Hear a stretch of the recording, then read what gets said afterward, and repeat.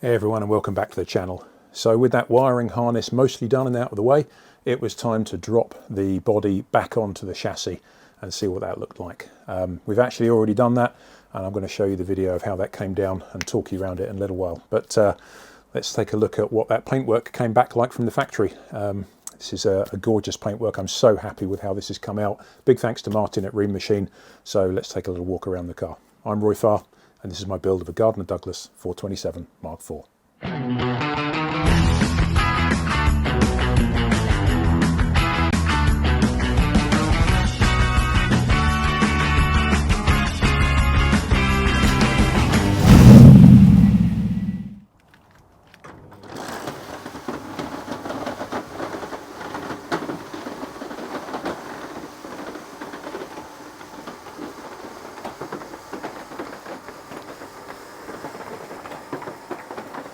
So there she is, all finished and painted now, body all complete. Painted by Martin and his son at ReemMachine.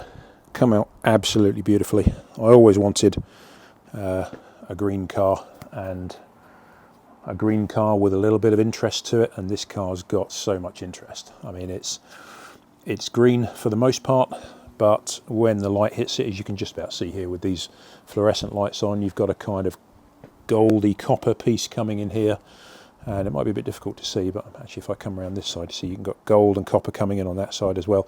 But as the light falls away in the distance towards the back of the bonnet, the car actually goes blue. So you've kind of got four colours going on here: blue, green, gold and copper. These aren't the real wheels that are going to stay on the car. Still got the build wheels on there, but that'll do for the moment. Of course, the bonnet scoop will go on, but that will go on later. That's just still sitting in a bit of bubble wrap there. There's the hardtop still sitting upside down, resting on the car, simply because I've got nowhere else to put it. It's kind of ruining the look of the car at the moment, but hey, it'll have to do. Again, look at that back wheel arch there, just as it's facing me with the gold and the copper there, really sort of almost dark brown really, and the car changing colour as I walk around it. Absolutely gorgeous. I couldn't be more happy with the way this has come out.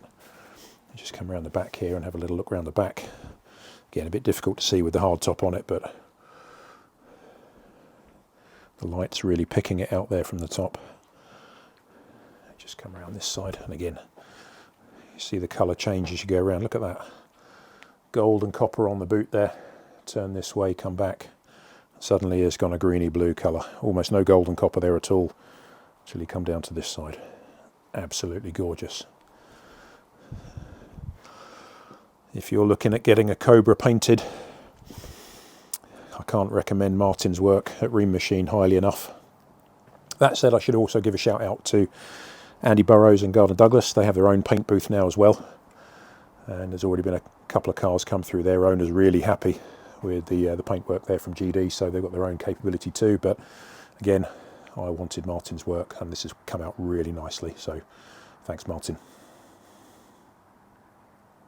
We've also got a couple of engine beauty covers that will sit either side of the engine there. They're not on the car yet, but if I just move this up and out of the way, we just see what we've got in here. Look at that. Whoa. There's that engine sitting in there, lovely. I've just got one sitting in bubble wrap here for a moment, so you'll have to use your imagination. But there's another one in the same colour as the car. I'll have one of those sitting either side of the engine, and there'll be a Gardner Douglas logo in the middle here, or emblem. And an engine size 6.2 moniker in there just to set that off nicely. So we'll have a couple of those on there. And what else have we still got to do? So we've got the engine coolant, radiator coolant tank in there. I haven't fitted the radiator yet, and this was part of the challenge I had with using these lifts. So I'll just explain that real quick.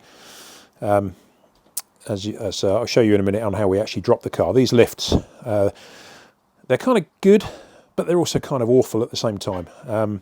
I thought they'd be a great idea to slide under the car. We've got one each side of the car, little mobile quick lifts, and basically you can position them wherever you like, and then the hydraulic pump will lift them up, and you've got lots of flexibility about how you can lift the car.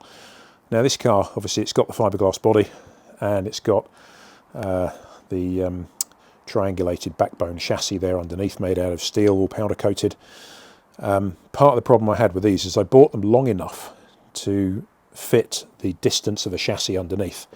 But the problem is actually they're so long that you can't lift the car with the lifts between the two sets of tyres when they're on the car. They're just too long. So the only way I found to use these reliably is actually jack up the front of the car, take the front wheels off, prop up the front of the car on axle stands, then get the quick lift underneath, and then I can lift the body, or at least I could put these up high enough to put the body on the lift, and then I can drop the body slowly without having to worry about having, you know, 4 of my buddies around to try and help lift this thing, because it is a heavy body. But the challenge was that when these lifts go up and down, you can see them down there, they are like a cantilever effect. So they don't go straight up and down, they come up and forwards in the position that I've got them here. So of course the problem that gives us is that when you're trying to drop the body vertically, it wants to actually go down, based on how you've got these, down and backwards. So you're constantly moving the body forwards and backwards in order to try and line it up and then bring it down.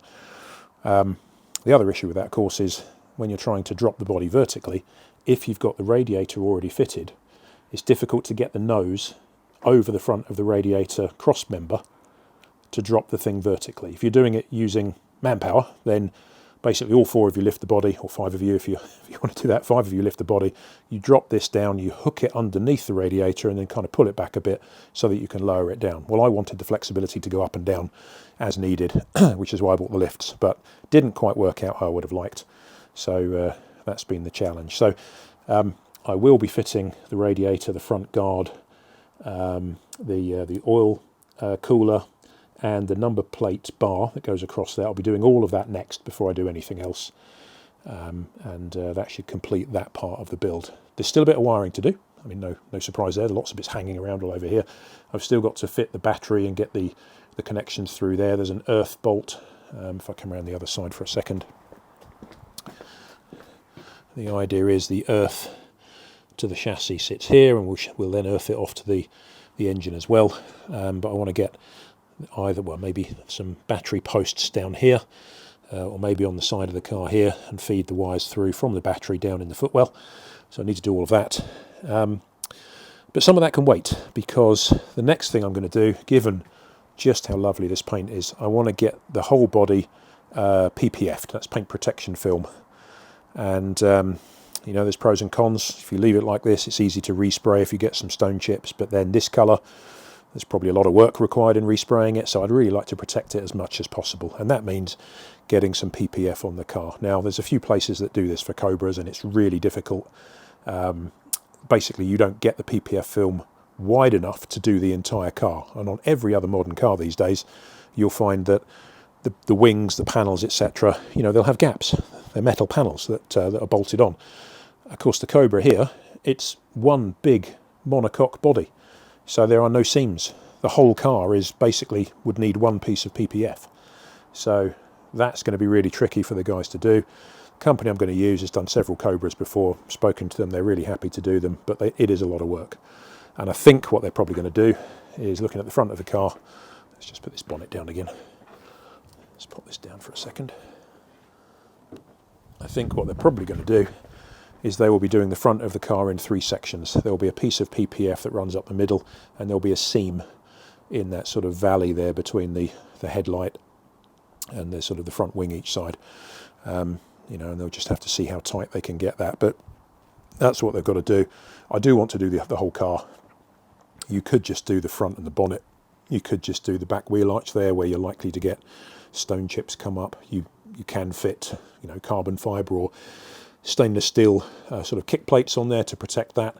I may do that as well, but I think I'm going to protect the whole car. So I'm only building one of these cars in my lifetime.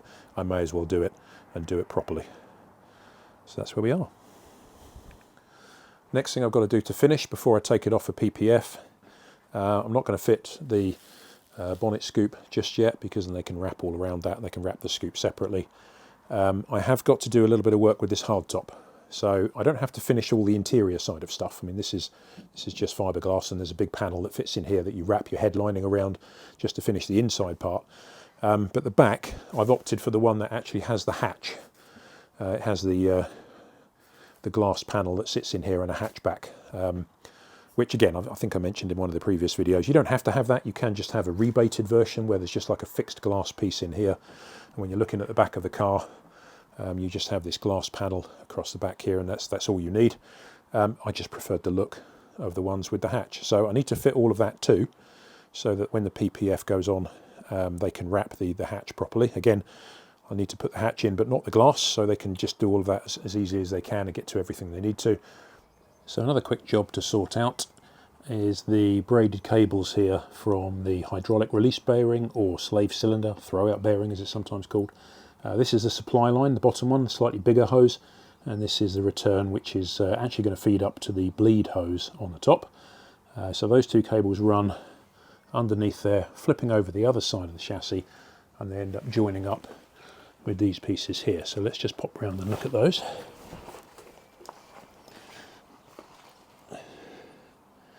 So hopefully you can see on there we've got two union joints for the brake lines, which are copper pipes underneath, and you've got the main pipe for the clutch line, and then the clutch bleed here where the smaller cable connects. And they're easy enough, they're just brass fittings, a little bit of Loctite on there, and then tighten them up. You might find it easier, if you've got the body off, just to undo these bolts on the back and just pop off this silver bracket on the front there, just so you can get access to the unions and you can get on them a little bit easier. But piece of cake. So when we actually come to mounting the body's just going to sit straight on the chassis here, and being bolted through these little brackets with little bump stops. But we don't want it sitting straight on these bolts. So there is some foam rubber that we're going to place on the top of the chassis tunnel here. So let's get cracking with that and get that done quickly.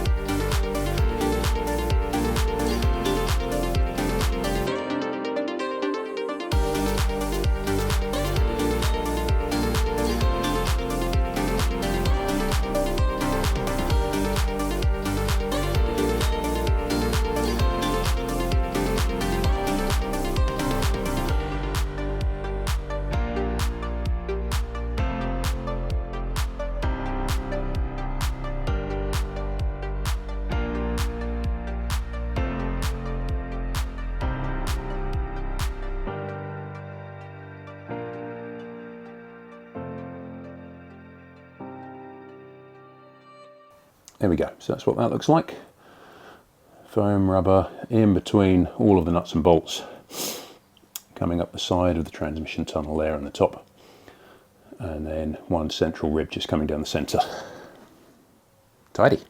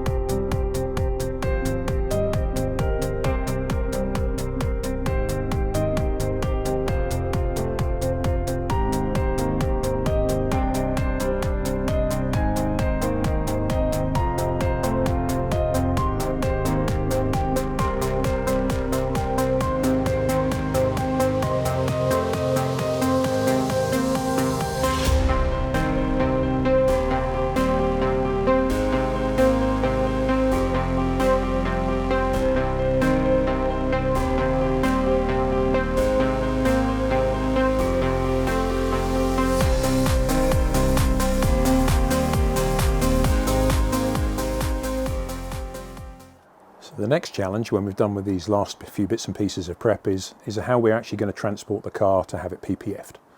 Now, when I took the body up to ReemMachine, well, I'm not going to say it was easy, but it was fairly simple to load it into the back of a Luton tail lift with, you know, enough muscle in my friends and a bit of help from Martin and his son at the other end. But now we've got the chassis, and the body's bolted to the chassis, and that's really what you want when you're going to start PPFing the car. Not that Gardner Douglas bodies have any flex at all anyway, but with it all in place, you really want the whole car to be going off to PPF. So in reality, it now needs to go on the back of a beaver tail car transporter. So to do that, I'm going to have to pull it up on the ramp, and that's fine, but I've got the hardtop. And this is the same problem I had when I collected the car and the body together in the first place from GD. So the hardtop's going to have to be fitted to the car. Now that means I've got to put the windscreen back in, fit the hardtop, and actually cover in the background. You need to put some rubber seals on the base of the hardtop so it doesn't scratch the car. So I've got to do all of that just to fit the hardtop temporarily. And once that's done, and it's then connected to the windscreen and it's nice and secure, then I can get it on the back of the car transporter, take it up to be PPF'd, and then they can do that and get on with it. But whilst it's there, of course, they need to PPF around the windscreen. So I'll have to take the windscreen out whilst I'm at the PPF place, and they'll have to store it temporarily for me. So there's a few little intricacies, but it's all doable. And then once it comes back, really, I'll be at the point where I can fit everything, I can start putting the lights in, I can work on the dashboard, I can get the interior, the carpets and everything else ordered. So that's kind of like the bulk of the really complicated stuff, hopefully out of the way. And complicated stuff, I've got the wiring to do still. But you know, the big things like the paint and getting the engine and the gearbox in, they're all done now. So hopefully I can start cracking on through the winter and through the spring and get a lot more progress on the car.